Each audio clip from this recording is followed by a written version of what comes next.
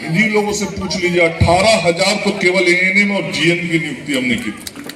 दूसरे जिले से आके यहाँ पे वो काम कर रही हैं, कितना कष्ट में काम करती हैं वो मैं जानता हूँ, उनकी कठिनाइयों को मैं जानता हूँ, लेकिन उन कठिनाइयों में भी अपने घर से 300 किलोमीटर दूर, 250 किलोमीटर दूर रह के भी जनता की सेवा यहाँ पे इस अररिया जिले के सदर अस्पताल में ही नहीं, सुदूर एचएससी पर, सीएससी पर, एपीएससी पर कर रहे हैं और चिकित्सक भी काम कर रहे हैं। मैं जरूर इस बात को मानता हूं कि आज अभी भी और चिकित्सक की जरूरत है।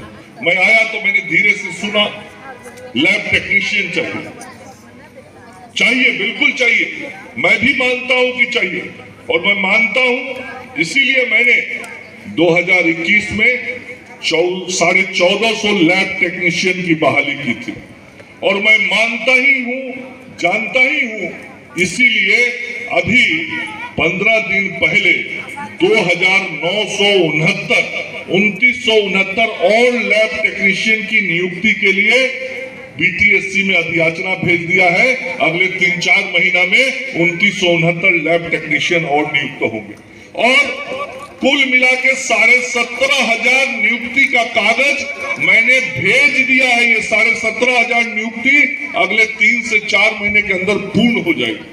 आखिर कमी है तभी तो भेजा है, जरूरत है तभी तो भेजा है, और मैं कभी नाराज नहीं होता। यदि कहीं कोई अपनी कठिनाई परेशानी बोलता है मैं खुश होता हूं। आखिर समस्याएं जानूंगा तभी तो समाधान निकालूंगा, और इसलिए मैं जहां भी जाता हूं, जो भी समस्या सुनता हूं उसका समाधान निकालने का प्रयास करता हूं। और यहाँ के भी आपके कई चीजों को मैंने नोट किया है। सदर अस्पताल में एक महिला विशेषज्ञ चिकित्सक हैं, एक दंत चिकित्सक हैं, अन्य स्पेशलिस्ट डॉक्टर्स की जो कमी है, मैंने अभी स्पेशलिस्ट डॉक्टर्स की भी वैकेंसी के लिए प्रयास कर लिए हैं। 880 दंत चिकित्सकों का नया पद मैंने सृजित कराया। मैं आपको बताना चाहता हूं, लगभग 14-15 सालों के बाद 2019 में मैंने लगभग 550 दंत चिकित्सकों की नियुक्ति की थी, और उसके बाद दंत चिकित्सकों के पद बढ़ गए थे, 60-63 पद ही बचा हुआ था।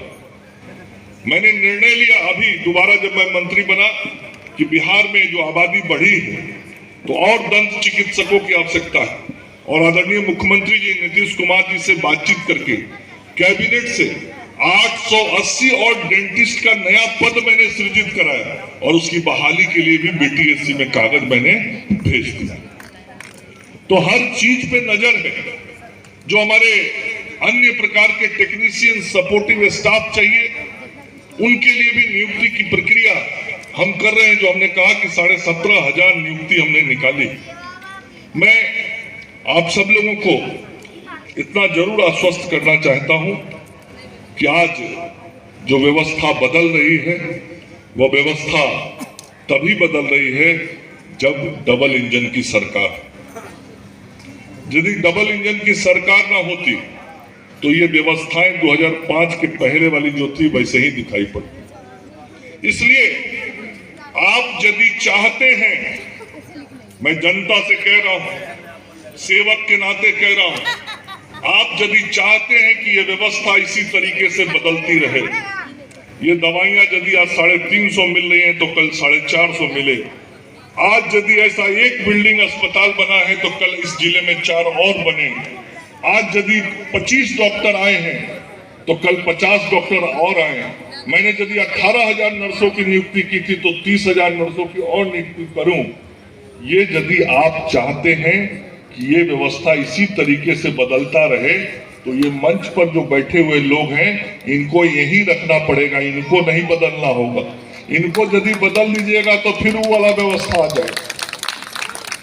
इसलिए आप सब लोगों से मैं आग्रह भी करने आया हूं कि जिस मेहनत के साथ हम अपने आदरणीय प्रधानमंत्री जी और मुख्यमंत्री जी के नेतृत्व में व्यवस्थाओं को ठीक करने में लगे हैं, वह ठीक होता रहे, यह आप सबके हाथ में।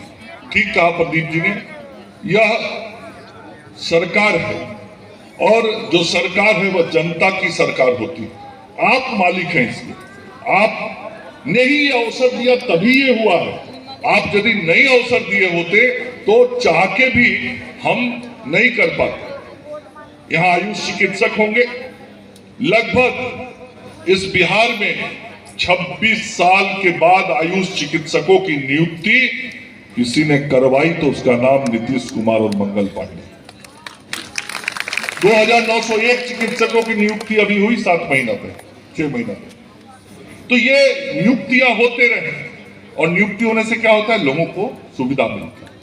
ये नियुक्तियां होती रहे, काम आगे बढ़ता रहे, ये जरूर हम सब लोग चाहेंगे। और मैं जरूर निवेदन करना चाहूंगा अपने चिकित्सकों से भी, जो बात सांसद महोदय ने कहा, बहुत आशा अपेक्षा हम सब लोगों की रहती है, जनता की अपेक्षा रहती है कि चिकित्सक महोदय हैं और आप भगवान के दूसरे रूप हैं, तो आपकी उपस्थिति से संबल मिलता है, आपकी उपस्थिति से लोगों का जान बचता है, आपकी उपस्थिति से लोगों के स्वास्थ्य बेहतर होते हैं। इसलिए आप अपनी सेवा और बेहतर तरीके से देते रहेंगे, इस बात की आशा अपेक्षा करते हुए, और आज जितने योजनाओं का हमने उद्घाटन और शिलान्यास किया, लोकार्पण किया, वह अररिया की जनता और किशनगंज की जनता को अपनी ओर से भेंट देते हुए अपनी वाणी को विराम देता हूं।